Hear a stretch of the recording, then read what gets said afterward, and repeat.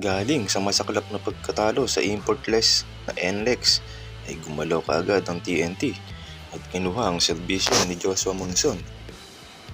Mapupunta nga ng TNT si Monson kapalit ng PBA 53 season first round pick ng tropang 5G, NCAA champion si Joe Celso. Gumawa ng malaking hakbang ang TNT tropang 5G para palakasin ang kanilang kampanya sa pagtatanggol ng titulo sa PBA Governors Cup. Nakakuha ng TNT ang pilang forward na si Joshua Monson mula sa Titan Ultra kapalit ng first round pick ng TNT sa season 53 at rookie big man na si Joe Celso. Ang matagal nang inaabang trade rumor ay natuloy din pagkalipas ng isang buwan kung saan napapaulat na gusto nang umalis ni Monson sa Titan Ultra.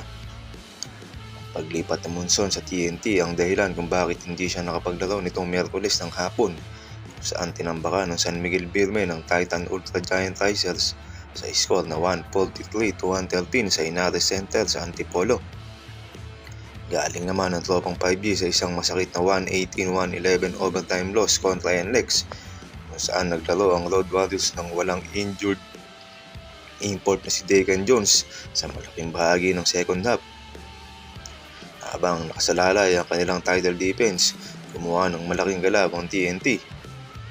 Noon ngang July, kinalok ng TNT tropang 5G si Ray ng Batak sa Titan Ultra kapalit ni Joshua Monson. Hindi natuloy ang trade nang hilingin ng pamunuan ng Titan na isama sa kasunduan ang batang big man na si Henry Galinato. Pero natuloy sa ibang kasunduan sa ibang katauhan ng first round pick ng TNT para sa ika-53 season at si Joe Celso kapalit ni Joshua Monson. Sa tingin nga ng marami ay lugi ang Giant Risers sa trade na ito dahil competitive ang TNT sa ngayon conference. Kung makuha nila ang draft pick, posibleng mapunta lang ito sa dulo ng first round na hindi higit sa ika-10 pick ng first round pick.